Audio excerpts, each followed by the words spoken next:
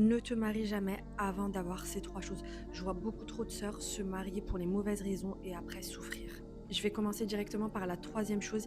Il faut que tu soignes tes traumatismes avant de te marier. Tu ne peux pas construire quelque chose de solide si tu n'as pas réglé, si tu n'as pas soigné tes blessures avant. C'est comme une plaie. Si tu ne la laisses pas cicatriser, bien sûr qu'avec le temps, elle va s'ouvrir, qu'elle va ressaigner, qu'il y aura du pus, etc. Et c'est exactement la même chose dans le couple. En numéro 2, apprendre à être heureuse seule. Tu dois être heureuse avant de t'engager dans un mariage. Si tu cherches un mari pour combler un vide, c'est mort. C'est pas le mariage qui va te rendre heureuse. Dis-toi que le bonheur, ça vient de toi. Et ensuite, à ça, s'ajoute un homme. Et la numéro 1, ma sœur, la plus importante, c'est être indépendante financièrement. Tu ne dois jamais, jamais, jamais, jamais, je le redis encore, jamais dépendre d'un homme. Ton propre argent, c'est ta liberté, c'est ta sécurité, c'est ton pouvoir. Le jour où tu dépends de lui financièrement, dis-toi que tu deviens prisonnière.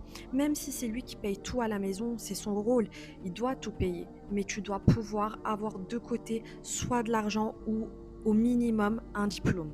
Quand tu dépends d'un homme financièrement, tu acceptes l'inacceptable parce que tu ne peux pas partir. Tu acceptes l'inacceptable.